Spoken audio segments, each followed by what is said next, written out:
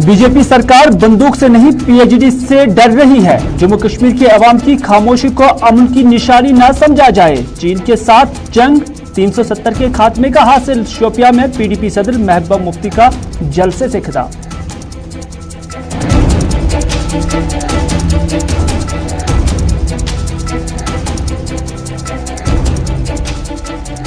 यकम अप्रैल 2022 से जम्मू कश्मीर में वाटर मीटराइजेशन के लिए सरकार मुतहरिक। अगले 6 माह के लिए आबी आने में 7 से 10% का भी इजाफा। अवाम ने मीटर से पहले सहूलियात की मुकम्मल फराहमी का किया मुतालबा।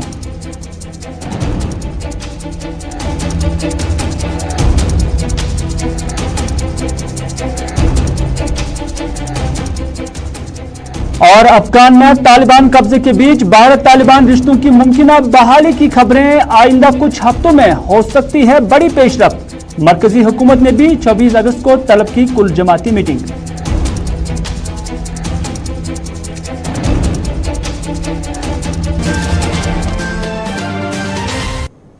बिस्मिल्लाहिर्रहमानिर्रहीम, अस्सलाम वालेकुम। आप सबका खैर मकदम है। आप देख रहे हैं प्रोग्राम ग्राउंड रिपोर्ट श्रीनगर के स्टूडियो से बराह रास्त। मैं हूं आपका मेजबान मीर हिलाल हांजुरी, आपकी खिदमत में हाजिर। ग्राउंड रिपोर्ट में और भी खबरें आया चाहती हैं, लेकिन शुरुआत करते हैं महबूबा मुफ्ती के आज के जलसे से, आज के खिताब से। क्योंकि महबूबा मुफ्ती ने आज शोपियां के अंदर जिस जलसे से खिताब किया, इसमें लोगों की एक बड़ी भीड़ उमड़ आई थी। लेकिन उस दौरान उन्होंने भारतीय जनता पार्टी वाली मरकजी सरकार पर भी हमले किए और उन्होंने अपने खिताब में लोगों से कहा कि जो लोग बंदूक उठाए हुए हैं उन्हें बंदूक तर्क करने चाहिए, क्योंकि बंदूक किसी भी मसले का हल नहीं है। और उन्होंने ये भी कहा कि मरकजी सरकार या भारतीय जनता पार्टी वाली सरकार बंदूक से नहीं बल्कि पीएचडी से डरती है। महबूबा मुफ्ती का मानना है कि पीएचडी जो एक फोरम है मुख्तलिफ पॉलिटिकल पार्टीज का, तो इस तरह से लोगों को भी ये समझना चाहिए जब पार्टी स्तर पर हम आपसी इख्तिलाफात भूल चुके हैं, तो अब अवामी स्तर पर भी लोगों को चाहिए कि वो जमीनी स्तर पर दूरियों को कम करें। यानी आज यकसा है नेशनल कॉन्फ्रेंस और पीडीपी, जो कि हर वक्त रिवायती हरीफ रहे हैं, लेकिन आज काफी नजदीकियां दोनों के दरमियान है। उन्होंने कहा कि मरकजी सरकार पीएचडी से डर रही है, क्योंकि यही नतीजा है कि आज जो पकड़ दकड़ है या मुख्तलिफ एजेंसीज का या मुख्तलिफ इदारों का जो इतलाक या उनकी जो कार्रवाइयाँ जम्मू कश्मीर के अंदर मुख्तलिफ पॉलिटिकल लीडरान के खिलाफ चल रही है, महबूबा मुफ्ती के बकौल ये एक प्लेटफॉर्म पर जमा होने का नतीजा है। उन्होंने ये भी कहा कि 370 की बहाली के लिए ये प्लेटफॉर्म पुरअज़्म है और भारतीय जनता पार्टी को भी मुल्क में 370 के एब्रोगेशन के बाद दिखाने के लिए कुछ नहीं है, बल्कि वो यही दिखाना चाहते हैं कि बुरहान वानी के वालिद ने झंडा उठाया। लेकिन मुल्क के लोगों को ये सोचना भी चाहिए और समझना भी चाहिए और जान भी लेना चाहिए कि जम्मू कश्मीर के लोगों ने सन 47 के बाद ही यहाँ पर झंडा उठाया था, तो इस वजह से आज झंडा उठाना कोई नई बात नहीं है। उन्होंने कहा कि जम्मू कश्मीर के लोगों ने पहले ही भारत को तस्लीम किया हुआ है। 2 नेशन थ्योरी उस वक्त उन्होंने रद्द की थी, मुस्तरद की थी, और उस वक्त लोगों ने सेक्युलर भारत के साथ हाथ मिलाने का आज़म दोहराया था। महबूबा मुफ्ती ने इस मौके पर मजीद क्या कहा, आइए आपकी नजर करते हैं।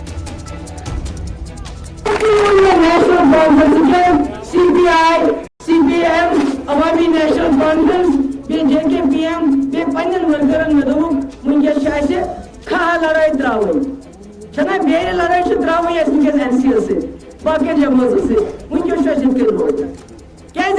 क्या पीएचडी से तम खोजन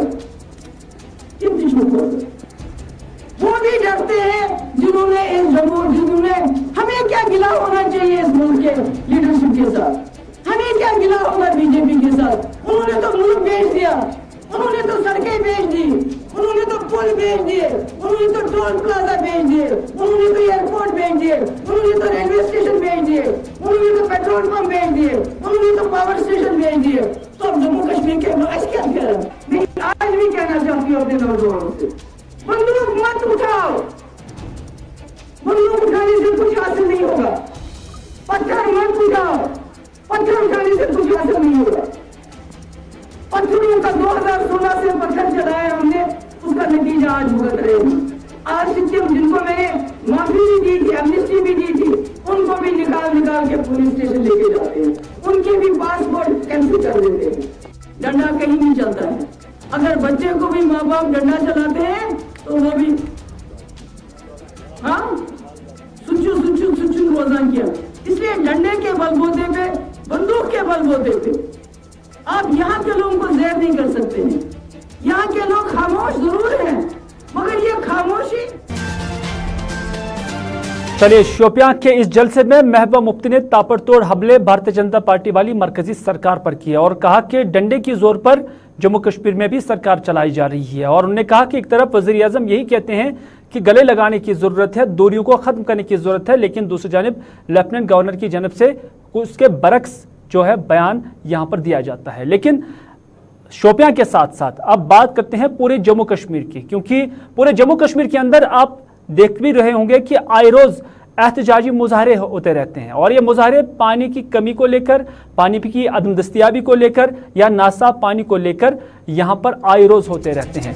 लोग एहतजाजी मुजाहरे करते रहते हैं, लेकिन इन्हीं मुजाहरों के बीच जब पानी लोग मांग रहे हैं तो सरकार की जानिब से एक तजवीज़ दी गई है, न सिर्फ तजवीज़ बल्कि एक प्लानिंग मुरतब की गई है, जिसके राव से अप्रैल साल 2022 से मीटराइजेशन पूरे जम्मू कश्मीर के अंदर शुरू हो जाएगी। और इस हवाले से कश्मीर के अंदर श्रीनगर का इंतखाब किया जा रहा है, यानी सबसे पहले श्रीनगर के अंदर यह मीटराइजेशन हो जाएगी।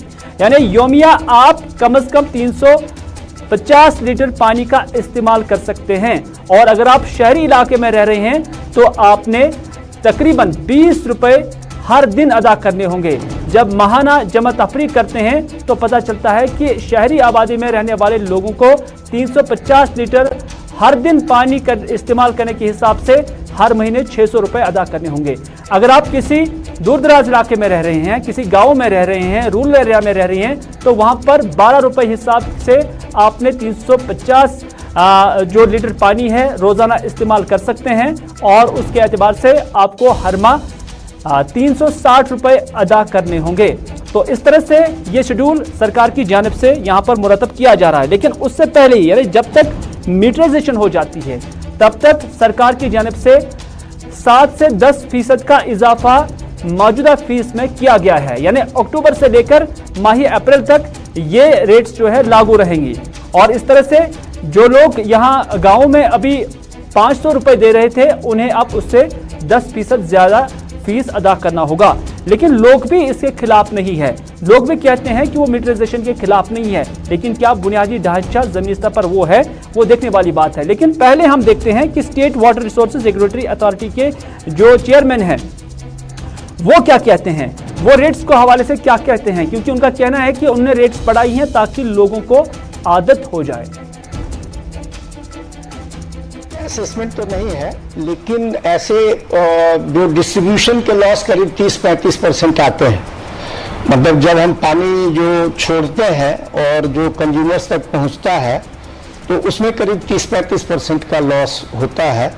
तो वो सब मिनिमाइज करने की ज़रूरत है। जैसे मैंने कहा कि सर्विस डिलीवरी को इम्प्रूव करने की ज़रूरत है, तो उसमें हमको इन बातों का खास ध्यान देना होगा ताकि ये लॉस जो है वो कम से कम हो। जब जैसे मीटरिंग शुरू होगा तो वेस्टेज जो है वो कम होंगे, जो ऐसे लॉस हो रहे हैं वो कम होंगे, लोगों में एक फीलिंग जनरेट होगी economical use of water, they will consider water as an economic good. तो ये जरूरी है, ये मीटरिंग जो है will bring so many changes और इसका जो है वो हम भी इस बात को मानते हैं कि जो भी कंज्यूमर्स हैं उनके पास मीटर होना चाहिए ताकि उनको भी सेटिस्फैक्शन हो कि वही चार्ज दे रहे हैं वो जो उन्होंने कंज्यूम किया है। कि लोगों को आदत लगे, थोड़ा सा पे करने की जो है ये आदत बहुत ज़रूरी है। अदरवाइज क्या होता है कि वाटर सेक्टर में बहुत ज़्यादा लोगों का गवर्नमेंट एफर्ट्स, गवर्नमेंट सपोर्ट का जो है लोग इंतजार करते हैं। कोई भी काम जो है वो बिना गवर्नमेंट सपोर्ट का अगर पार्टिसिपेटरी मोड में करें तो अपने से कर सकते हैं, लेकिन they will wait for years. और चलिए, सरकार ने अब तो कमर कस लिया है, अब मीटराइजेशन हो जाएगी और उसके बाद जो आप पानी इस्तेमाल करोगे उसी हिसाब से आपने फीस भी अदा करना होगा। न सिर्फ इतना बल्कि उससे पहले हम देख रहे हैं कि बुनियादी ढांचा जो है वो अभी नामुकम्मल है, मुकम्मल नहीं है। क्योंकि अगर मुकम्मल होता तो टंगमर्ग की आबादी आज सड़कों पर निकलकर एहतजाज नहीं करती, क्योंकि टंगमर्ग के लोग नासाफ पानी का जो है वो पीने के लिए मजबूर हो रहे हैं और यही वजह है कि यहाँ की खवातीन आज सड़कों पर निकल आई हुई थी। तो सरकार को इस तरह के ऑर्डर जारी करने से पहले क्या आम लोग को पानी फराहम नहीं करना होगा? क्या उससे पहले बुनियादी ढांचे को पूरा करना जरूरी नहीं है? क्या आपने नहीं देखना है कि आप महाराजा के दौर में जो पाइपें यहाँ पर बिछाई गई थी उन्हीं के जरिए पानी फराहम कर रहे हैं, तब से लेकर आज तक ज्यादा बड़ी कोई तब्दीली नहीं आई है। और हर पाइप का कम से कम अपना मियाद और अपनी लाइफ होती है, लेकिन इसका मतलब ये नहीं कि सदियों तक वही पाइप चलाई जाए जो महाराजा हरि सिंह ने यहाँ पर लगाई थी। तो इस तरह से टंगमर्ग के लोग आज नदी नालों का पानी पीने के लिए मजबूर हो रहे हैं और इसी बात को लेकर वो एहतजाज कर रहे हैं। आलापुर क्या मसला चाहिए? आबुक मसला आब टोटल कहें त्रेश करान गाम पे गाम फेरान त्रेश कुन जाए त्रेश कतर बनान बा खुदा छानान अंद गामो मज त्रेश सेब तो चावान यह गई न बस्ती यह गई क्या आज गमित हाल हारान तो परेशान त्रेश दाद बनान त्रेश दाम कस बचस अगर बेमार वस नलक ये आर आब सत गान गान दरबदार वह क्या करा वह लगमित मुसीबत मज नलक त्रित तिमन टोटल आब कहें यह 50 जायन टित लान वह करान जाने कह त्रेश त्रेश कुन जाए। चलिए, टंगमर्ग के लोग कहते हैं कि यहाँ पाइपें बिछाई गई हैं, भले ही ये कब बिछाई गई हैं लेकिन उसमें पानी नहीं है। फिर इन्हीं नलकों के आगे आप मीटर लगाएंगे तो क्या वो मीटर चलेंगे? ये एक समझने वाली बात है, क्योंकि ये बात टंगमर्ग से होकर आई है। ये सिर्फ टंगमर्ग की ही बात नहीं है, शहरों देहात में इस तरह की जो चीज़ें हैं देखने को मिल रही है। शहरी श्रीनगर के अंदर साल 2020 और 21 के दौरान जो सबसे ज़्यादा एहतजाज हुए वो पानी को लेकर हुई हैं और काफ़ी वक्त तक यहाँ पर पानी की अदम दस्तियाबी को लेकर अलग अलग मोहल्लों से लोगों ने एहतजाजी मुजाहरा भी किया। अब सरकार का जो ये डिसीजन आया है या सरकार की जो नई पॉलिसी है मीटराइजेशन के हवाले से या फी बढ़ाने के हवाले से, आबियाना बढ़ाने के हवाले से, उसमें लोगों को कोई आपत्ति नहीं है। लोग हर तरह से फीस देने के कायल भी हैं और इससे एक जिम्मेदार शहरी की हैसियत भी समझते हैं, लेकिन उनका यही कहना है कि पहले बुनियादी ढांचा ठीक करो। जो महाराजा के दौर में यहाँ पर पाइपें बिछाई गई हैं पहले उनको बदल दो, और साथ ही साथ जो डिस्ट्रीब्यूशन लाइंस बिछाई गई हैं वो 20 साल पहले या 30 साल पहले बिछाई गई, तब से लेकर आज तक आबादी का रेशो काफ़ी बढ़ चुका है। तो इस तरह से वो डिस्ट्रीब्यूशन सप्लाई जो है वो सफिशिएंट नहीं है आबादी के लिए। और आपके पास कितने जो ट्रीटमेंट प्लांट्स है, वाटर ट्रीटमेंट प्लांट्स कितने हैं? क्योंकि शहर के अंदर अगर पानी साफ फराहम किया जाता है, लेकिन गांव देहात के अंदर अभी भी रॉ वाटर ही लोगों को दिया जा रहा है, यानी नदी नालों से पानी हासिल करने के बाद उससे सप्लाई किया जाता है। तो क्या उससे फिर मीटर के जरिए लोगों से पैसा वसूला जाए? एक अहम बात है। इस तरह से मुख्तलिफ तबके के लोगों के साथ हमारी कैमरा टीम ने आज बात की है। उन्होंने क्या कहा, आइए देखते हैं। सप्लाई का हाल ही बेहाल है, शहर में भी हालात बड़े ख़राब हैं। पहले वो इंफ्रास्ट्रक्चर को ठीक करे, जो वाटर इंफ्रास्ट्रक्चर है, पाइपलाइंस है, वाटर रिजर्वर्स है या जो टैंकीज़ हैं, फिल्ट्रेशन प्लांट्स हैं, वो ख़राब पड़े हैं। पहले वो वाटर सप्लाई का पूरा निज़ाम एक दफ़ा दुरुस्त किया जाए, उसके बाद अगर वाटर फी लेंगे या मीटराइजेशन करेंगे उस पर तो ज़िम्मेदार शहरी होने की हैसियत से मुझे कोई एतराज़ नहीं होगा। लेकिन मेरा एतराज़ यही है कि पहले सरकार आवाम को वो सहूलियात दे और उसके बाद अगर उन सहूलियात का फीस भी लेना चाहेगी तो उस पर कोई किसी को एतराज़ नहीं होना। और लोग परेशान है, दिन का दिन परेशान है। इन्होंने जल मिशन भी स्कीम लागू की है, वो आज तक पूरी नहीं हुई। और घर घर जल देने का नल देने की कोशिश की थी, अभी तक वो मिशन को कामयाब नहीं किया गया। सिटी में पुरानी पाइपें लगी हुई हैं, उन पर अभी ये काम नहीं इशू हो रहा है। कई इलाकों में पानी नहीं पहुंच रहा है। मगर मुझे बदकिस्मती से कहना पड़ता है कि मीटर लगाना, सेंट्रल गवर्नमेंट को ये मीटर लगाने की क्या पड़ी है? जब तक ना हर इलाके में पानी पहुंचेगा, जब तक ना नई पाइपें लगेगी और जहां जहां पानी नहीं पहुंचेगा वहां पानी पहुंचना चाहिए। उसके बाद 2, 5 साल 3 साल के बाद अगर मीटर लगाने की कोशिश करेंगे, ये सारी स्कीमें लागू करके फिर गवर्नमेंट का हक भी बनता है मीटर लगाना। आप देखिए कि कितने प्रोजेक्ट्स इनके लॉन्चिंग में हैं। मैं अगर सिर्फ गांधरबल और बड़गाम की बात करूं तो मेरे ख्याल में तकरीबन 50 प्रोजेक्ट्स ऐसे हैं जो इनमें लॉन्चिंग है। और ये नहीं कि लॉन्चिंग प्रोजेक्ट्स के लिए पैसा नहीं है, लॉन्चिंग प्रोजेक्ट्स के लिए तकरीबन 1000 रुपये करोड़ का प्रोजेक्ट्स भी आया, लेकिन उसके बाद भी अफसरशाही, उसके बाद भी जो उनको कहते हैं कि हुक्म नवाब तादर नवाब के मुताबिक सिर्फ अहकाम जारी किए जाते हैं। तो सर्विसेज कहाँ हैं इनकी? तो क्या ये सर्विसेज आपको प्रोवाइड कर रहा है कि ये आपको शहरी इलाकों, मेरे ख्याल से पहले मरहले में शहरी इलाकों में ही इसका इतलाक होगा, लेकिन क्या आपको ये वो खदमात फराहम कर रहा है? यहाँ पे आपकी पानी की पाइप है, वो जंग आलूदा पाइपें है, वो पिछले 50 सालों से मेरे ख्याल से उनको तब्दील नहीं किया। जितनी भी स्कीमें हैं वो फेल है, आपकी स्कीम वालों के साथ तनाज़ है। पहले तो उन्हें वो चाहे कि वो तनाज़ हल करे, उन लोगों के मसाइल हल करे, फिर नई स्कीमों को इनमें जोड़ दे और इन स्कीमों को कामयाब करे। उसके बाद ही अगर आप लोगों को सर्विसेज फराहम करते हो और अगर उसके बाद आप मीटर्स भी लगाते हो तो मेरे ख्याल से लोगों को।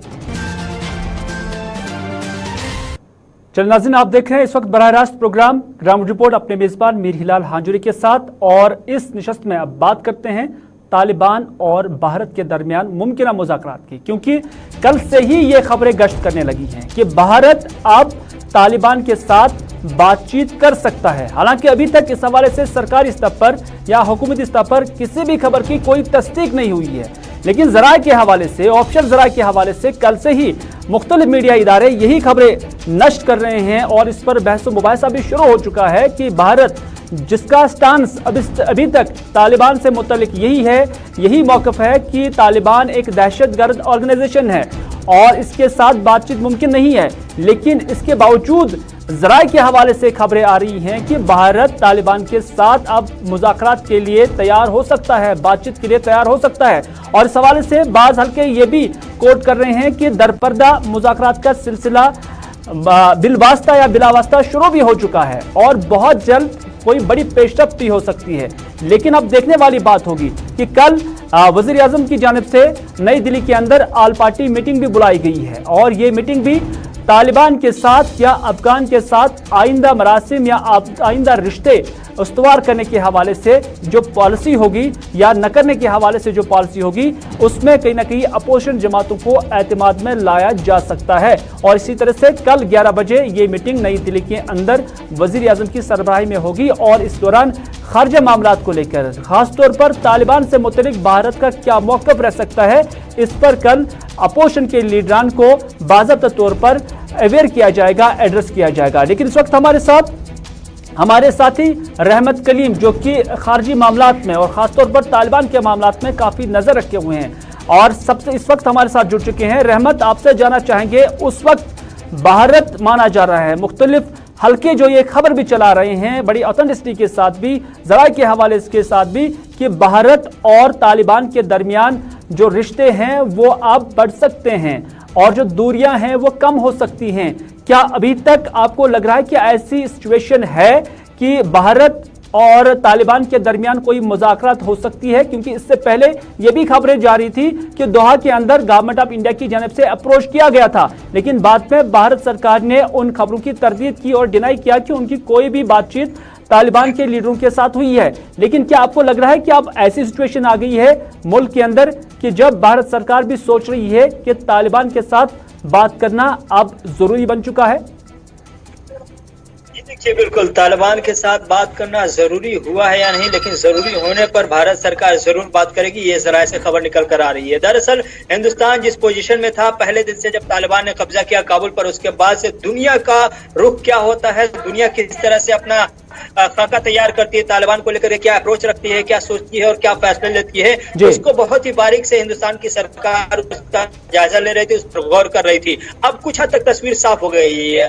अब से थोड़ी देर पहले जर्मन की चांसलर एंजेला मेर्केल ने बाकायदा तौर पर कहा कि हमें तालिबान से बात करनी चाहिए। G7 का इजलास कल हुआ, उसमें कहा गया कि तमाम G7 ममालिक बाकायदा तौर पर एक खाका तैयार कर रहे हैं कि हमें तालिबान से कैसे बात करनी है और क्या रोड मैप होगा हमारे बात करने का। साथ ही साथ कुछ और ममालिक है, रूस उसने साफ तौर पर आज भी कहा है कि हमें बात कर रहे हैं और हमें साथ देना चाहिए। चीन पहले से साथ है, पाकिस्तान पहले से साथ है, ईरान ने तेल सप्लाई भी शुरू कर दिया है। तो इन तमाम ममालिक ने एक ऐसी तस्वीर बनाई है, एक ऐसा माहौल बनाया है जिसमें तालिबान के लिए जो ग्लोबल बाइकाट की कहीं ना कहीं से खबरें आ रही थी, वो बाइकाट की खबरें खत्म होती हुई दिखाई दे रही है और दुनिया फिर से या आलमी बिरादरी फिर से तालिबान को एक कौम के तौर पर, एक मुल्क के तौर पर यानी अफगानिस्तान के तौर पर कबूल करने के लिए तैयार होती हुई दिखाई दे रही है। हिंदुस्तान की सरकार ने भी देख लिया कि माहौल यही है कि दुनिया कबूल कर रही है, तो इसलिए भारत सरकार की तरफ से जो जराये से खबर मिली है कि भारत सरकार ने मन बनाया है कि मुल्की मफाद का जहां भी मामला होगा वहां पर भारत सरकार तालिबान से बातचीत करने के लिए तैयार है। इसको इसी तनाजुर में रहमत देखा जा सकता है कि अब वर्ल्ड बॉडीज,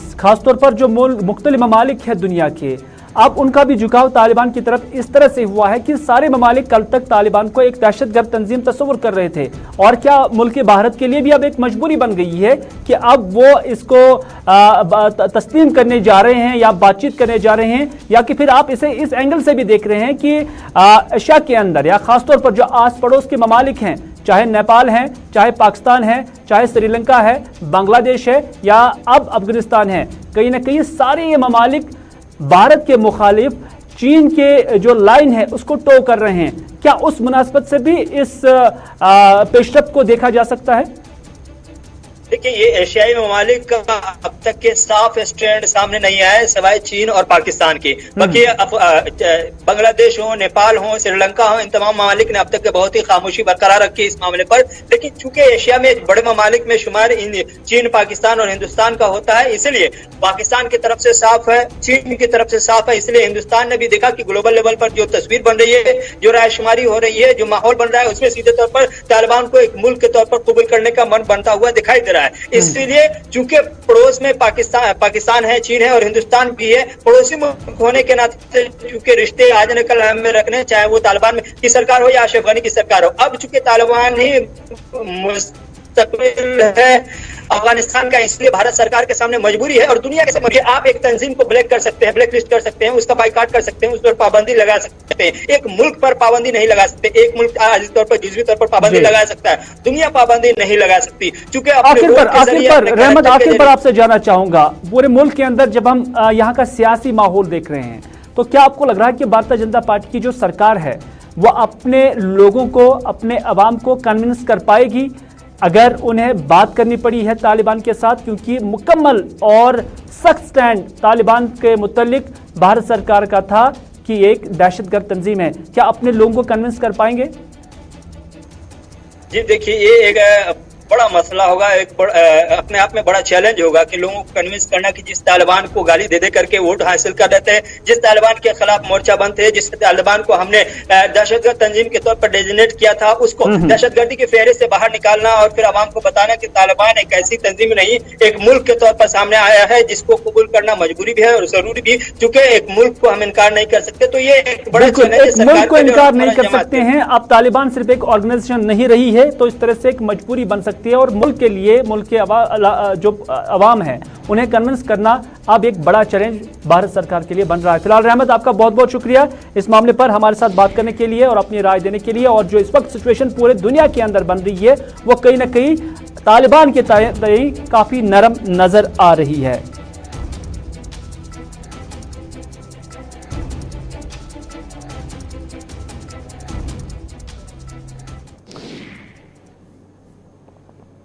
नाज़रीन, श्रीनगर के अंदर आज एक सोफी कॉन्फ्रेंस या सोफी महफिल का इनेकाद किया गया था और इस सोफी महफिल में आज मुख्तलिफ जो स्पिरिचुअल कलाम हैं, मुख्तलिफ शुरा के, वो यहाँ पर पढ़े गए और गाए गए और मुख्तलिफ फनकार भी इस फंक्शन में यहाँ पर मौजूद थे।